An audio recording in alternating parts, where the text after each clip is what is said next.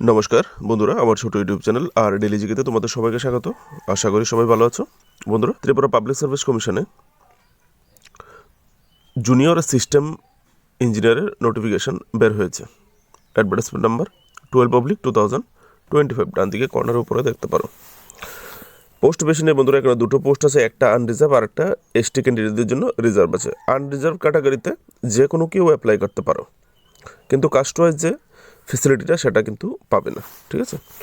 তো এখানে দেখো যে পে স্কেলটা তোমাদের দেওয়া হবে সেটা হচ্ছে 10,230 টাকা থেকে 34,800 টাকার যে পে স্কেলটা সেটা দেওয়া হবে, আর গ্রেড পে পাবে 4,800। এডুকেশনাল কোয়ালিফিকেশন ব্যাচেলার ডিগ্রি, যেটাকে শর্ট ফর্মে বিই অথবা বিটেক বলা হয়, ইন কিসে? Electronics and communication, computer science and information technology.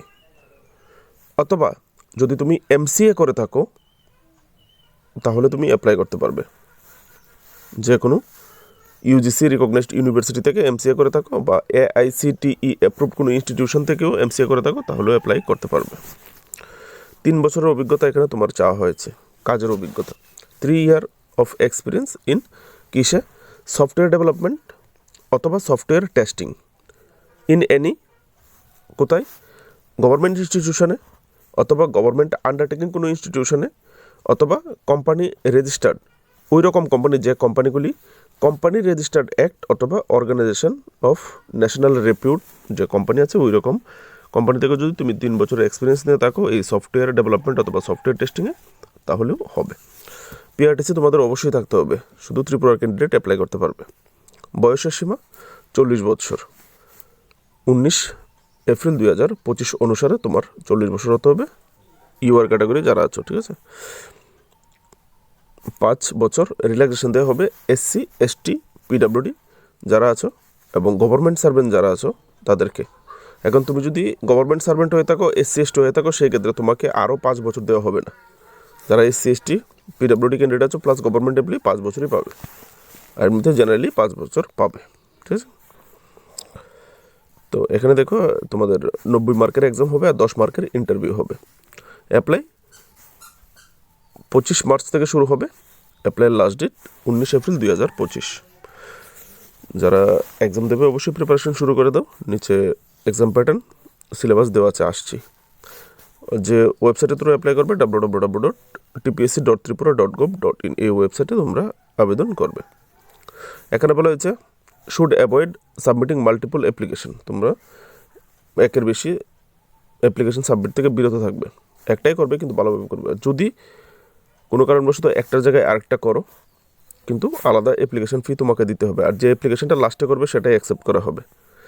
এখানে বলা হয়েছে তুমি যদি পরীক্ষার পরে পাশ করো তাহলে তোমার যে ডকুমেন্টসগুলি আছে সেগুলি টিপিএসসিতে সাবমিট করতে হবে। এই কলামটা তোমরা পড়লেই বুঝতে পারবে। তারপর এখানে তোমার অ্যাপ্লিকেশন ফি 350 টাকা, ইউআর ক্যাটাগরি যারা আছো, SC ST BPL card holder যারা আছো তাদেরকে 250 টাকা দিলেই হবে। এখানে ইনকমপ্লিট অ্যাপ্লিকেশন যদি দাও তোমরা, তাহলে কিন্তু অ্যাপ্লিকেশন রিজেক্ট হয়ে যাবে।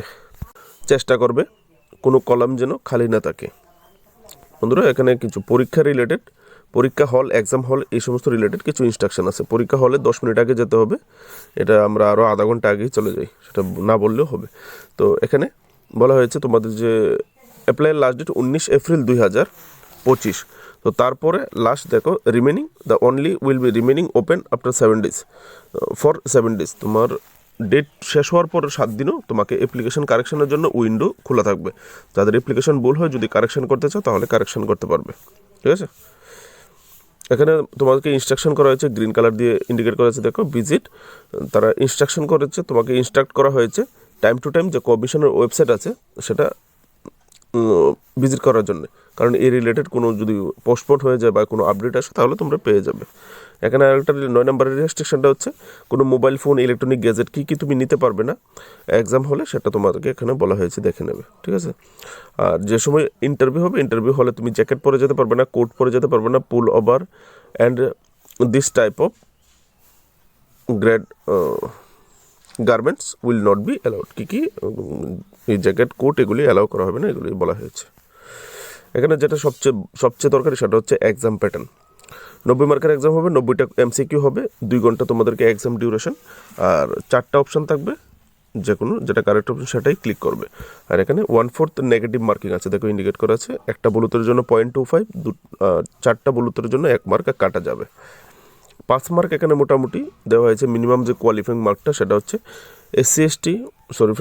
এসটি এবং এসটি যারা ডিফারেন্টলি এবলড আছো, এসটির মধ্যে যারা দিব্যাঙ্গ ক্যান্ডিডেট আছো পিডাব্লিউডি, এবং এসটি এক্স সার্ভিসম্যান তারা 30 পেলেই হবে। আর ইউআর যারা ডিফারেন্টলি এবলড মানে দিব্যাঙ্গ বা বিকলাঙ্গ যেটাকে আমরা বলি, আর ইউআর এক্স সার্ভিসম্যান তারাও 30 পেলে হবে। এসসি এবং SC differently abled, SC ex serviceman 30 পেলেই হবে। আর এমনিতে জেনারেলি ইউআর যারা আছে ফ্রেশ ইউআর তাদেরকে 35 পেতে হবে। পার্সোনালিটি টেস্ট হবে 10 মার্কের। টিপিএসসির রোল, একজন ক্যান্ডিডেট হলে 5 জনকে ইন্টারভিউর জন্য ডাকে, 2 জন হলে 8 জনকে, আর 3 জন হলে 3 গুণ। তো এখানে যেহেতু 2টা পোস্ট সেহেতু 8 জনকে ইন্টারভিউতে ডাকা হবে। তো কম্পিটিশন খুবই টাফ হতে যাচ্ছে, ক্র্যাক করতে হলে তোমাদেরকে কিন্তু পড়তে হবে, কারণ ক্যান্ডিডেটের অভাব নেই কিন্তু পোস্ট কিন্তু একদমই কম। সো ভালো করে পড়াশোনা করো, নিজের ট্যালেন্ট থাকলে অবশ্যই ক্র্যাক করতে পারবে। এখানে তোকে ইন্টারভিউ তোমাদেরকে কী কী বিষয়ের উপর পড়তে হবে, ইন্টারভিউটা কী কী বিষয়ের কী কী নলেজ তোমাকে থাকতে হবে এগুলি দেখে নেবে। Knowledge in the concern field, তুমি যে ফিল্ডে অ্যাপ্লাই করছো সেই ফিল্ডে তোমার নলেজ থাকতে হবে, যতটুকু নলেজ থাকতে হবে। অ্যানালাইটিক্যাল পাওয়ার, প্রফেশনাল অ্যাটিটিউড, কমিউনিকেশন স্কিল, তুমি কীভাবে কথা বলো, এরকম জেনারেল নলেজ, কারেন্ট অ্যাফেয়ার্স এগুলি তো অবশ্যই থাকবে। আমার চ্যানেলে তোমরা বেস্ট কারেন্ট অ্যাফেয়ার্স পাবে, তোমরা এই চ্যানেলে দেখতে পারো, গিয়ে প্লে লিস্ট বানানো আছে, ন্যাশনাল ইন্টারন্যাশনাল কারেন্ট অ্যাফেয়ার্স আছে, একদম টপ সিলেক্টেড, আর ত্রিপুরার কারেন্ট অ্যাফেয়ার্সটাও আমি করে থাকি। ধরো সিলেকশন প্রসিডিউর সম্পূর্ণ